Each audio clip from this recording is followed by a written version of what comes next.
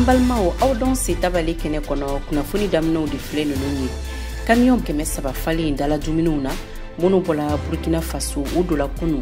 Niamey Niger faba la. Ma 63 bɔɲɔgɔnkɔ olu de fagala Utikalo o tile 16 Cap-Vert kɔgɔjiba la u bɔtɔ Senegal k'u kunda Espagne jamana kan. Jatigɛwalikɛlaw ye siraba min bɛ bɔ Bamako ka taa Gao n'o ye RN16 u ye o tani ka seginw tigɛ maaw la kɛrɛnkɛrɛnnenya la Kikiri dugu min bɛ Dala ani Boni ni ɲɔgɔn cɛ Douanza mara la. Donc Burkina bew tena sisan o yɛrɛ y'a tɔ bɛ k'a la n'a fɔra dumuni ka bɔ Bamakɔ kana ou bien Sikaso kana a bɛ se yan kuma min na o b'a sɔrɔ a bɛɛ tolila an tɛ ɲuman yɛrɛ sɔrɔ dumuni ko kɔni o kɛlen bɛ k'an sɛgɛn sisan. An bɛna Tijani Wederawogo ka laseli lamɛn u koɲaw kan. An ka maa welelen kɛnɛ kɔnɔ bi o ye Isuf Daba Diawara ye Semasi ka kuma lasira don a bɛna kuma u ka laɲiniw kan ka kɛɲɛ ni lakanabaliya ye Mali camancɛ bolo a n'a kɔrɔyan fan fɛ. Nunu de ye bitala kumabaw ye min senfɛ an bɛna kuma kosɛbɛ Niger jamana koɲaw kan. Ni kunnafoni nunu bɛɛ lajɛlen bɛna tɛntɛn aw ye a balimamuso Mariam Kuyate fɛ ka bɛn sanga 30 ma aw dɔn se.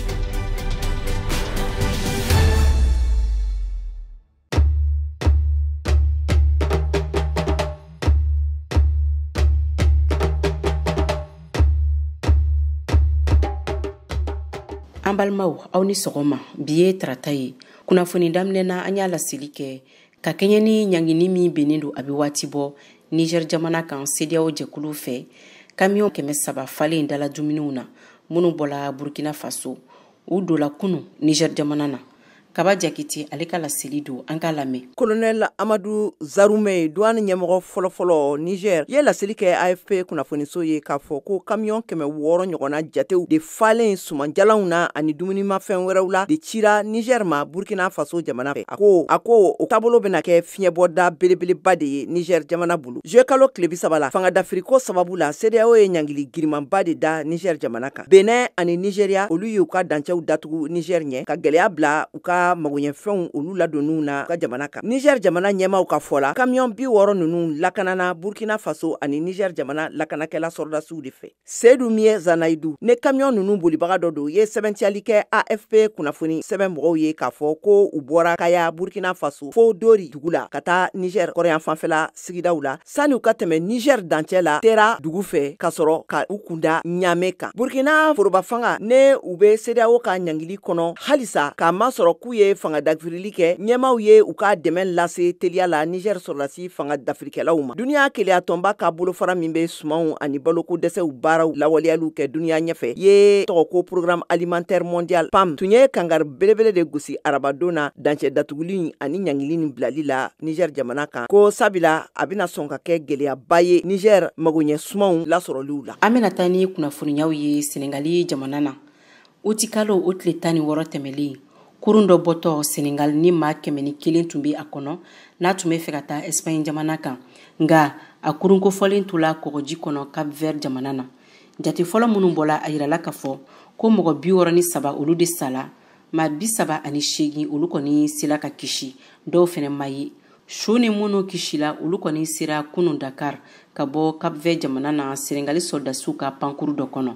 Nama Jara ale ka ɲɛfɔli don an ka lasigiden min bɛ Dakar. Senegali jamanaden mɔgɔ 63 minnu sara kurun toli la kɔgɔji kɔnɔ Cap-Vert jamana na u bɔra Senegali dugu min tɔgɔ Fasmbow Thiès mara la n'u tun b'a fɛ ka taa Espagne jamana na. Mɔgɔ 7 de sun yera tɔw ma sɔrɔ. Mɔgɔ 37 kɔni sera ka lakisi mɔgɔ 101 minnu tun bɛ kuri in kɔnɔ utu kalo tile 15 tɛmɛnɛ. O la Fasmbow dugu tun ye jɛkulu dɔ bila ka na Senegali kɔnɔko minisiri fɛ alamisa tɛmɛnɛ walasa u ka fɛɛrɛw dɔ sigi sen kan minnu kisira ani minnu su yera u kana Senegali jamana na. O de kama Senegali marabagaw ye sɔrdasiw ka pankurun dɔ bila ka taa u nɔfɛ Cap-Vert n'u nana kunu u la fɛ Senegali faba la. Nga mɔgɔ 7 minnu su yera olu su doni kɛra Cap-Vert ka da kan a jirala ko su nunu tolilen tun don. K'aw ladɔnniya ni waati labanw na minnu b'a ɲini ka taa tunga la kɔgɔji kan Senegali jamana na mɔgɔw 100 de bonena u nin na. O kama lafasalitɔnw jɛkuluw alimamiw u y'a ɲini sifinw fɛ u ka to Senegali ka baara kɛ o ka fisa ka taa sa kɔgɔji kɔnɔ tan cogo la.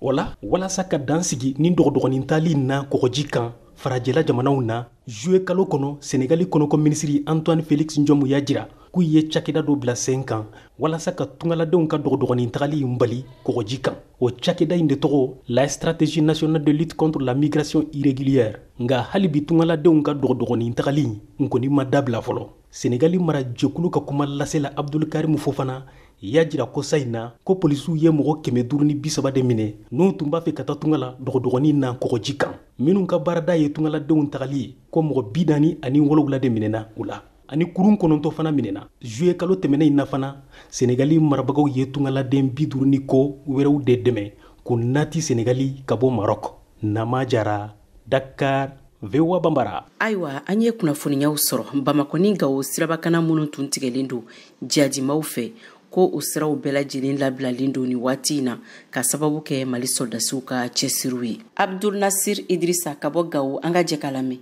An b'a jira k'a fɔ ko nin tɛ a siɲɛ fɔlɔ ye min ye nin sira kɛrɛnkɛrɛnnen kan nin yɔrɔ kɛrɛnkɛrɛnnen sira bɛ tigɛ. Mohamed Idrissa ni ale ye arajo balakɛra ye Douentza bɛ an la kunnafoniya. Siratigɛlen nin fɛn min don a daminɛna avant kuna sini kɛ. N'i donna bonni kɔnɔ i tɛ bɔ tuguni n'i ye sira minɛ k'a fɔ i bɛna u b'i lasegin. An bɛ waati kelen min na u kun ye ko nin kɛ bonni poste yɛrɛ la mais ɲina u bɛ yɔrɔ min na u bɛ kikiri n'i bɔra da la i ma se n'o kara. Sira in a tigɛra mobiliw la n'a fɔ ko véhicule de transport ani minnu bɛ marchandise ta n'o ye sumanw ye. Kabi utu kalo tile 19 ka taa se a tile 20 ma san 2023 maa ma taa maa ma na nin yɔrɔ kɛrɛnkɛrɛnnen la. O kɛn bɛ gɛlɛya belebele ani kunnasiri ka a ɲɛsin dugulamaw ma. An bɛ taa Gao, Bubakari Jalo ba a hakilinata di. Kana hali bi furaw ni suma dumuni fɛn bɛɛ a bɔ sanfɛ ka na bɔ kɔrɔn fɛ ka na yan nɔ. Ba bɔ tile bi kana kɔrɔn fɛ sisan u bɛɛ tigɛra. Mohamed Idrissa ko vraiment a ye gɛlɛya kun sababu kɔni an ma sɔrɔ sababu min kɛra sira min ka tigɛ an ma sɔrɔ parce que an ma se k'a dɔn minnu y'a tigɛ u ni jɔn de don u ni sigida maaw de don wa u ni autorités de don wa o la o pɛrɛn-pɛrɛn a ma sɔrɔ an bolo fɔlɔ. Min ye nin sira tigɛlen min filɛ nin an b'a jira k'a fɔ ko a bɛ kɛ waati la waati min gɛlɛya belebele o bɛ i ka dɔn dugulamaw kan o ni fɔlɔ sanga ani waati bɛnkanni minnu bɛ kɛ nin sira masina in kan o b'a sɔrɔ fanga tigilamɔw n'an ko ma ko les femmes olu bɛ wuli ka jɔ la walasa ɲɛ ka se ka sɔrɔ a ko la. Abdul Nasir Idrissa, Gao, VOA Bambara tɔgɔ la. An bɛ to Mali jamana kɔnɔ halisa dɔgɔkun laban in na Berne n'o ye Tombouctou marabolo dɔ ye binkani 2 kɛla armée Mali mobili minnu bɛ soldasiw ka makoɲɛfɛnw donni o waleya yɛrɛ senfɛ kɛlɛsenw olu ka kɛlɛkɛminɛ caman kɔni tiɲɛna caman fɛnɛ minɛna Mali soldasiw fɛ maa 11 olu de fagala fariyawale kɛbaw ka fanfɛla la maa 7 olu fɛnɛ nin tora la Mali soldasiw fanfɛ maa 2 olu jogina kosɛbɛ soldasi dɛmɛbagajɛkuluw cɛla n'o ye Rusi ka kɛlɛkɛcɛw ye Aluseni Alaji VOA ka lasilikɛla don ka bɔ Tombouctou. Nin waleya in kɛra tile 3 kɔfɛ min na sanfɛ mugujugu pɛrɛntan filila Tombouctou dugu kan. Kibaruya fɔlɔw y'a yira ko sikana maaw dɔw kɔni minɛna. Mugujugu pɛrɛntan bɔra yɔrɔ min na o fɛnɛ dɔnna. Yehiya Tandina kunnafoni dila do Tombouctou. A tigi y'a fili ka bɔ quartier min b'a fɔ Koretaw u y'a ci yen de ka calcul ni a ma ɲɛsin u kun bɛ ka kan ninnu de viser donc a ma se kan ninnu ma taara fili a yɛrɛ ma a ma tiɲɛni kɛ a ma fosi kɛ ka u ye don minɛ mais pour le moment an tɛ se k'a fɔ wulu de don an b'a to suivi comme a bɛ sariya mɔgɔ ninnu bolo la. Taama fɛnɛ bɛ maa caman kamana guwan a bɛ dɔgɔkun kelen bɔ sisan taamakɛla dɔw bɛ makɔnɔni la Tombouctou ani Sévaré minnu t'a fɛ ka kulon fitini ta walima baton fitini min passe ka a jagoyalen do u kan u ka makɔnɔli kɛ yani lafiya ka don ko la u ka se ka sirata ka sabu kɛ waati laban ninnu la kulu marifatigi dɔw ye bagabagali walew ta ka ɲɛsi taamadenw ma. Fatuma Herbert Tombouctou ka don a da sera a kɔlɔlɔw ma. A kɔlɔlɔ ka ca yɛrɛ de a dugu kɔnɔna mɔgɔw ma mais hali sisan nɔ mɔgɔw ma commencer ka a kɔlɔlɔ ninnu yɛrɛ ressentir bari camion c'est vrai que camion tɛ ka don dumunifɛnw tɛ ka don minnu fɛn bɛ bɔ Mauritanie fɛn bɛ bɔ Algérie u tɛ ka don semaine kelen ye mais comme dumuni bɛ dugu kɔnɔ ka ban mɔgɔw ma commencer ka bɔ kɔlɔlɔ kalama. Nga Yehiya Tandina ka fɔ la minnu bɛ Mali wolomasiri taabɔ ka escorte ma kɔnɔ olu b'u ka taama kɛ nɔgɔya la. Le problème de Bambara c'est que Bambara tɛ Tombouctou compte la tɛ zone militaire 5 compte la o bɛ Mopti ka compte de la Mopti de kan ka organiser yan fama ninnu olu yɛrɛ u y'a fɔ Mopti kan ninnu ye vraiment ka se fo Bambara mɔdɔ bɛɛ bɛ moti compte de la mais minnu bɛ yan sira in kan ani rarusu sira in kan o kɔni armée bɛ ka bɛɛ lakana fɛn o fɛn tuguru ko olu kɔni u bɛ bɔ ɲuman na u bɛ se o ɲuman na voilà sisan mais pinasi tugu ninnu minnu b'u kɛlɛ kan olu de bɛ ka tɔɔrɔ sɔrɔ ni siraw bɔra la minnu ye farakitaw ye taamakɛla caman jango sebe mɔgɔ minnu ye olu bɛ bato fitini walima pankurun de ta Tombouctou boli yɛrɛ de fɛn fila dɔrɔn de bolo min ye bateau ye ani avion bateau yɛrɛ a fɔra ko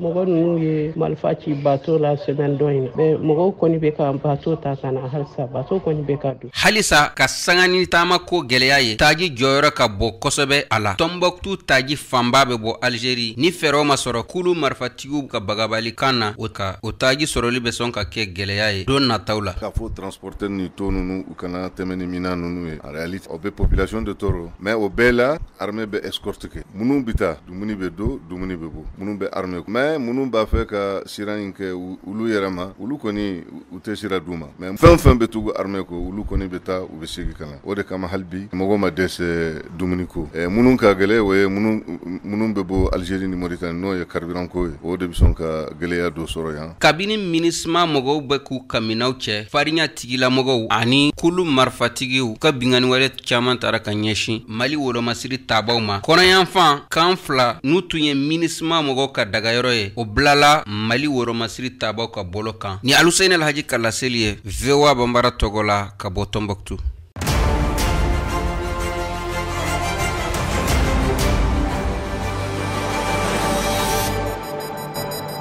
A y'aw ka kunnafoniyaw sɔrɔ don o don sɔgɔma VOA tabalen kan VOA Bambara ka tile kunnafoniya kun fɔlɔw sanga 30 kɔnɔna na o bɛ kɛ don o don tɛnɛn ka taa bila juma la sɔgɔmada nɛgɛ kaɲɛ 7 mana tɛmɛ ni sanga 30 ye wa segin bi k'a kan tuguni nɛgɛ kaɲɛ 9 waati ni VOA tabalen ye a y'aw ka tile kunnafoniya kun fɔlɔw sɔrɔ Mali ale ni diɲɛ bina kun kan VOA tabalen ka kunnafoniya kunkun n'a ɲɛɲɛ di aw ma n'an baaraɲɔgɔnw ka wulikajɔ ye Mali kɔnɔna na farafina ale ni diɲɛ fantan 4 bɛɛ lajɛlen.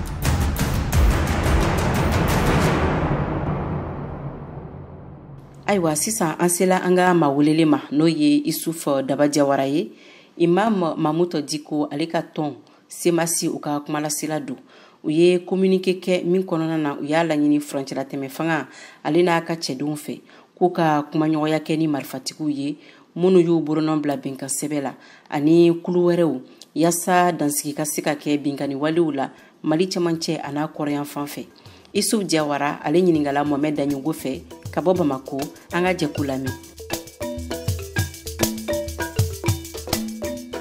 Utikalo tile 16 tɛmɛnen a ye sɛbɛnfura bɔ sɛbɛnfura min kɔnɔna la a y'aw ka haminako n'a ka fɛnw yira ka ɲɛsin lakanako ma a kɔnɔna la a b'a yira k'a fɔ ko finitigilakaw u k'u jɔyɔrɔ fin halisa hadamadenw u n'u bolofɛnw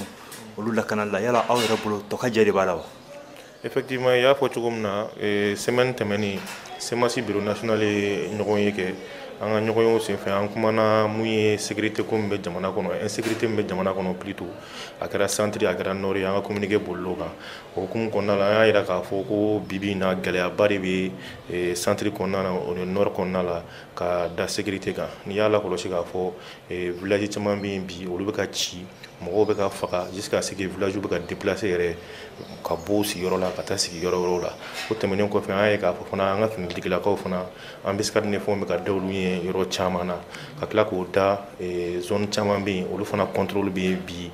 djihadistes ni groupe armés bolo donc o hukumu kɔnɔna la an ye welewelema da kɛ ka ɲɛsin an ka jamana ɲɛmɔgɔw ma k'a f'u ye vraiment u k'u jija ka wulikajɔ bɛɛ lajɛlen sabati pour que ka se ka jamana kɔnɔden minnu bɛ centre ni nord la k'u protéger u n'u k'u bolofɛnw fana lakana. I bɛ ko mun fɔ nin ye bojo b'a la yaru b'a la mun kɛra kɔsa in na an ka finitigilakaw yɛrɛ fana taatɔ bɛr i ye mun fɔ o dɔ kɛra a y'a yira k'a fɔ halisa u k'u cɛ siri n b'a fɛ k'a dɔn aw yɛrɛ bolo mun de kan ka fara kan halisa. Bon an hakilina ye mun ye an y'o fɔ an ka communiqué kɔnɔna la an kun delila ka hakili jagabɔ kɛ ka tɛmɛ an n'an ka parrain n'o ye Dr Cheikh Imam Mamudu Diko ye an y'a yira k'a fɔ jamana ɲɛmɔgɔw la k'a fɔ ko wulikajɔ ni marifa ye k'o dɔrɔn tɛ se ka nin kɛlɛ in ban donc an b'a ɲini u fɛ u ka essayer ka sigikafɔ kɛ sira wɛrɛw bɛ yen jamana in kɔnɔ mun na maliyɛnw bɛ se ka ɲɔgɔn sɔrɔ ka kuma pour que gɛlɛya min bɛ yen insécurité min bɛ yen o ka se ka ta ka bɔ yen parce que n'i y'a jateminɛ bi groupe ba fila min bɛ yen nɔ n'a bɛ fɔ olu ma ko banbagaciw n'olu ye terroristes ye i y'a ye k'a fɔ olu ɲɛmɔgɔ fila bɛ yen olu ye maliyɛnw ye n'o ye Agali ye o ni Amadu Kufa bon tɛmɛlen fora fɛn fɛn kɛra ɲɔgɔn ye ba fɛn fɛn kɛra Mali la maliyɛnw kun bɛnna kan k'a fɔ ko vraiment wulikajɔ ka kɛ ka taa kumaw fɛ an n'u ka se ka sigi ka fɔ kɛ cogo min na donc anw hakilina la bi halisa Mali la o baara min bɛ yen n'o ye sigikafɔ ye n'o sera ka don da la an ka jamana ɲɛmɔgɔw fɛ a ka ca Ala fɛ n'o farala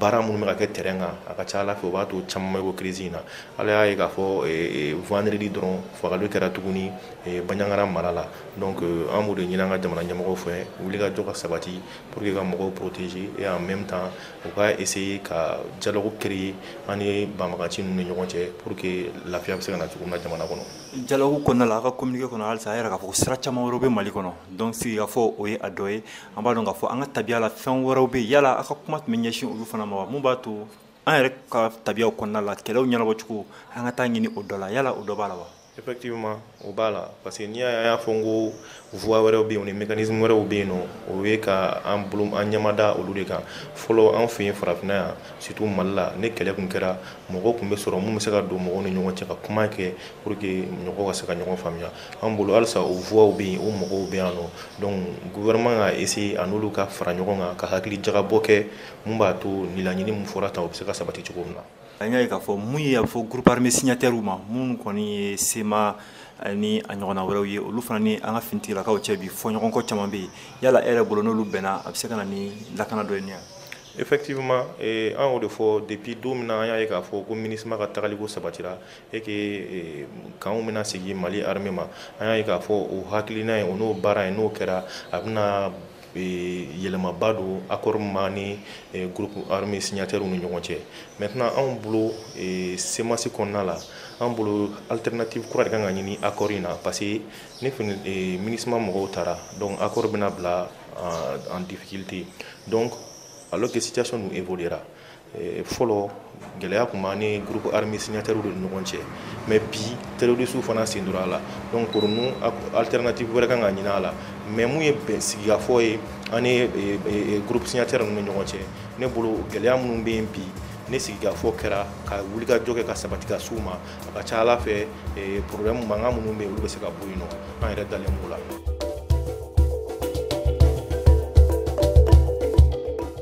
jatigɛ wale kɛlɛw kelen bɛ ka sirabakanaw kɔni tigɛ maaw la koro marabolo kɔnɔ a bɛ waati janbɔ bi min yɛrɛ bɛ ka degun lase maaw ma kosɛbɛ Burkina Faso ni Mali dancɛ la koro an ka lasigiden min bɛ yen Tijani Wederawogo ale ka laseli don.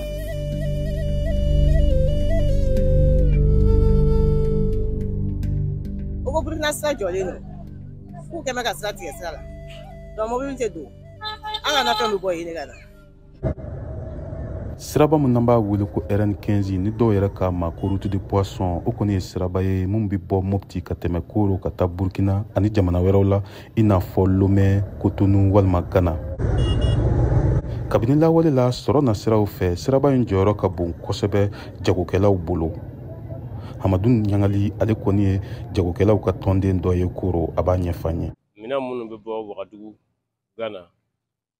Cotonou o bɛɛ bɛ tɛmɛ o sira in de fɛ n'a fɔra ko o sira in tigɛra an minnu bɛ frontière la an degunnen don dɛ. O la sa maaw kun bɛ nin siraba in matarafa kosɛbɛ u magoɲɛminɛnw sɔrɔli kama nka kabini waati jan kulu marifatigi minnu lakodɔnnen tɛ olu kɛn bɛ ka nin siraba in tigɛ maaw la o mun kɛn bɛ degun ye ka ɲɛsin dugu minnu sigilen bɛ nin jamana fila ni ɲɔgɔn cɛ dancɛw la. Sugu kɔnɔnaw na musolakaw olu kɔni bɛ kule baw nanfɛn tɛ ka sɔrɔ la. Koyan Tarawele an y'ale sɔrɔ Koro sugu fiyɛba in kɔnɔna na an k'ale lamɛn. Sisan sugu ko in kɔni sugu ka gɛlɛn n'a walayi an kun bɛ fɛn o fɛn sɔrɔ nɔgɔya la sisan an t'u sɔrɔ nafɛnw ka gɛlɛn wa an t'a sɔrɔ yɛrɛ i m'a mɛn hali ni wari b'i bolo i b'a san o k'a i b'a y'i ɲɛ na an t'a sɔrɔ yɛrɛ donc Burkinabɛw tɛ na sisan o yɛrɛ y'a tɔ bɛɛ k'a la n'a fɔra dumuni ka bɔ Bamakɔ ka na ou bien Sikaso ka na a bɛ se yan tuma min na o b'a sɔrɔ a bɛɛ tolila an tɛ ɲuman yɛrɛ sɔrɔ dumuni ko kɔni o kɛlen bɛ k'an sɛgɛn sisan. Sɔrɔ na siraw fɛ musolaka caman kun kɛn bɛ ka jago kɛ u sinsinbere wa u kun b'u tɛgɛ mɔnɛ bɔ kosɛbɛ yanni sira in ka tigɛ nka bi a bɛ cogo di Binta Kojo ale kɔni ye jagokɛla ye an k'ale lamɛn. Ne bɛ denmisɛnnin minɛnw de feere ne ka minɛn dɔw bɛ bɔ Burkina a dɔw bɛ bɔ Bamakɔ vraiment bi sugu tɛ yen a marché ka dɔgɔ. Kabini tani ka segin gɛlɛyaw donna nin siraba in kan n'i y'a jateminɛ Bankasi Bayangara fo ka taa se Koro sugu fiyɛw kɔnɔna na jateminɛw kɔni b'a jira k'a fɔ ko fɛn bɛɛ lajɛlen de sɔngɔ yɛrɛ la i n'a fɔ sukɔrɔ walima malo Hamadu Nyangali an k'ale lamɛn. N'i y'a ta sukaro dɔrɔn na sukaro bɔrɛ bɛ taa fo 7,000 la a bɔrɛ kelen a yɔrɔ dɔw 6,800 yɔrɔ dɔw 7,000 sukaro dɔrɔn. Malo an kun bɛ malo san yan nɔ 3,000 ni kɔ 3,200 3,400 bi an bɛ ka kuma waati min na nin bi malo bɔrɛ 4,400 4,400 4,600.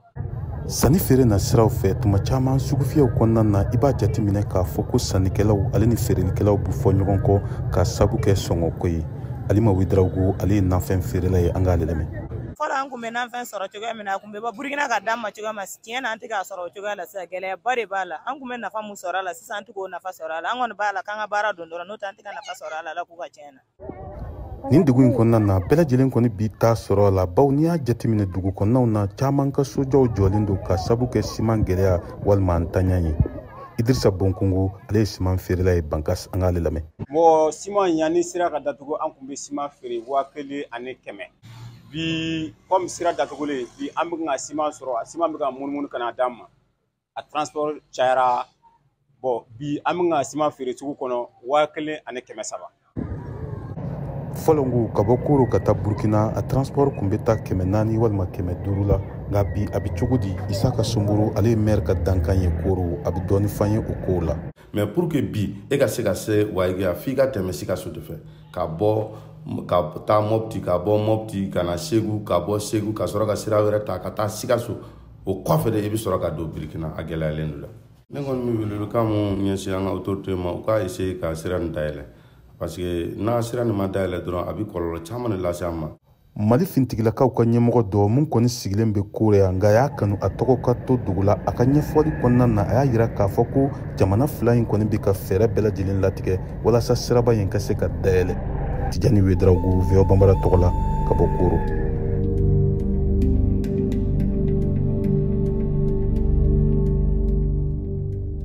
Farikolo ɲɛnajɛ kibaruyaw an k'o lamɛn Siaka Traoré fɛ.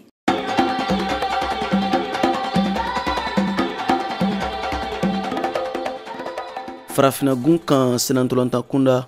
clubu ka ɲɔgɔn dan min bɛ coupe de la confédération kofɔ n'a bɛ wele coupe kafu ɲina saison 2023 2024 min bɛna daminɛ sɔɔni dɔrɔn a tour préliminaire ɲɛbila ɲɔgɔndanw ko don olu bɛ sen na kabini dɔgɔkun tɛmɛnen laban na tagaliw tanna ka ban kɔseginniw de bɛna tan ni dɔgɔkun laban in na o kɛnɛ kan stade malien de Bamako bɛna Liberiya Watanga FC bisimila Bamako yan stade du 26 mars la tagali la hakilina jigina Watanga FC bina stade malien de Bamako ɲɛkɔrɔ celu 1-3 stade kanuna stade Senghor Madondo tɔn ɲɛma Ousmane Jakite Maraka y'a yira ko stade Senghor Madondo baw bɛ nisɔndiyalen don wulikajɔw de bɛ sen na walasa se ka sɔrɔ ɲɔgɔndan kɔseginin na ka sababuya kɛ an ko match ale jara an b'a dɔn k'a fɔ Bamakɔ wulikajɔ de b'an bolo tant que an bolo ma da an ka ko kisɛ kan an tɛ baara tigɛ koyi labɛn min b'an bolo o ye labɛn kɛrɛnkɛrɛnnen jumɛn an ka labɛn fɔlɔfɔlɔ an b'an ka komitew de wele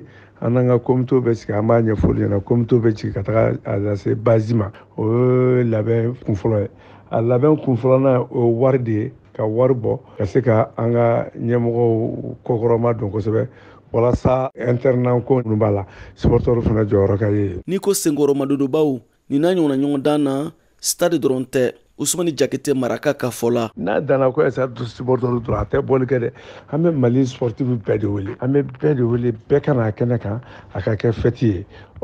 kuma min b'an bolo ni o y'an ka slogan o ye blanc sur blanc gagne an b'a ɲini bɛɛ lajɛlen fɛ bɛɛ ka bɔ ka na o de ye an ka kunnawolo an bɛ 26 mars kɛ i n'a fɔ équipe nationale bɛ qualifié stade du 26 mars ka fa i n'a fɔ Mali forobatɔn ka ɲɔgɔndan o de ye Maraka ka laɲini ye o kɔrɔ Senghor Madondo baw bɛna bɔ ka caya fo k'a fɔ to ten VOA Bambara tɔgɔ la Bamakɔ Siaka Traoré ka laseli don.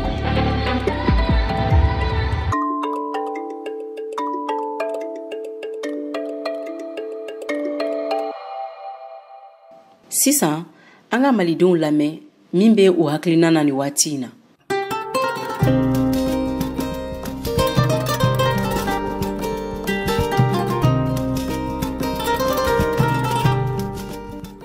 ani sagoma VOA Bambara Aliou Kamara de do ka bɔ Bagintan bon jɔrɔnanko mɛnɛ la yan bi o ye Asimi Koyita ani CEDEAO mɔgɔw ka ko kɛtaw ye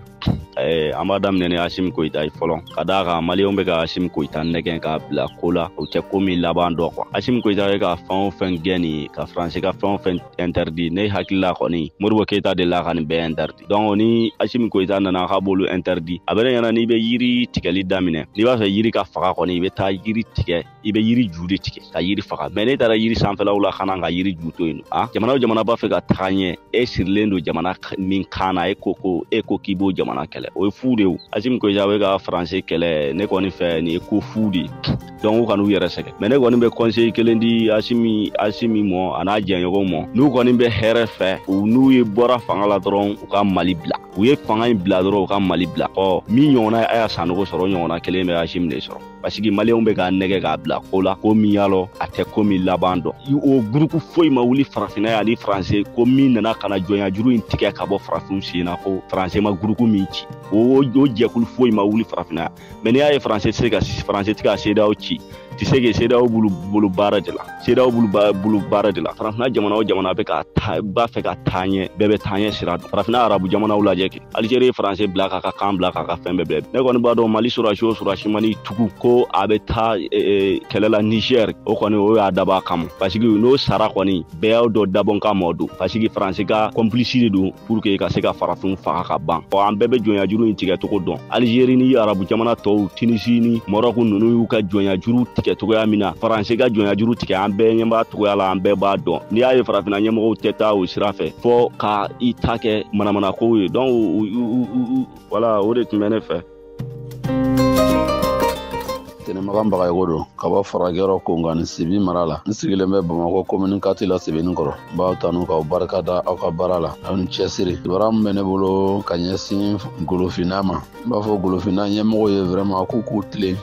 tilen u ka maradenw ye u ka baara kɛ u ka maradenw ye u bɛ layidu mun ta maradenw ye u ka layidu ninnu dafa layidu dafabaliya de bɛ na ni coup d'état ninnu ye jamanadenw darila k'i ta k'i sigi i ka baara min kɛ n'i m'o kɛ hakilinajira de bɛ na o farafinna fanga bɛɛ bɛ ka kɛ yɛrɛmakara de ye denmisɛnnin minnu bɛ yen sisan alhamdulillah an b'u tanu k'u barika da u ka baara kɛ ni jamanadenw ka hakilina ye kibaruya min bɛ ne bolo kɔni k'a f'u ɲɛna o de ye ala ka dɛmɛw kɛ ala ka golofinna taa ɲɛ minnu b'a la taa ɲɛ ala k'olu taa ɲɛ assalamu alaikum warahmatullahi.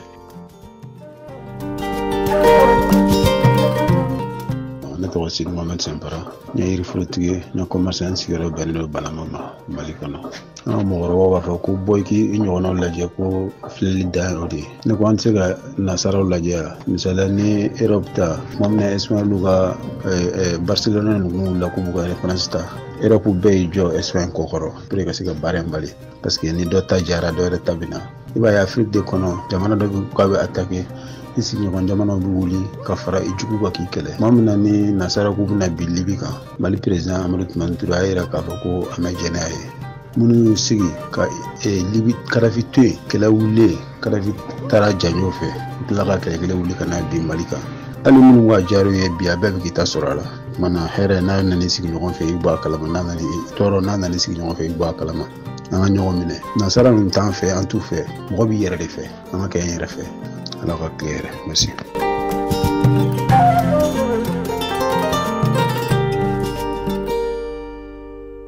Fufu kelen muga ani naani 30 40 ani 76 o ye an ka WhatsApp nɛgɛjuru sira ye aw bɛ se k'aw ka cikanw to an ye nka yanni cikanw ka to a b'aw tɔgɔ n'aw sigiyɔrɔ fɔ ka sɔrɔ ka aw hamiw tugu o la ayiwa musolakaw an mako bɛ aw caman ka hamiw na tabale lamɛnbagaw ni ne bɛna dɔn sigi bita la maa min bolo tun bɛ nɛgɛ karafiw la o ye Dadi Balawu ye ka bɔ Ameriki jamana kɔnɔ ni lasilikɛla ne yɛrɛ fɛ Mariam Kuyate ni ala ma basi kɛ tabale kura kɛnɛ aw ni ne bɛna ɲɔgɔn na sɔrɔ sini sɔgɔma nɛgɛ kaɲa 7 tɛmɛlen ni sanga 30 ye nka aw kana ɲina fiyewu an ka WhatsApp nɛgɛjuru sira o labilalen don aw bɛɛ lajɛlen ye 001 20 24 30 47 16 a y'o kɔgɔri yaasa k'aw ka cikanw to an ye aw ni ce aw ka tulomajɔ la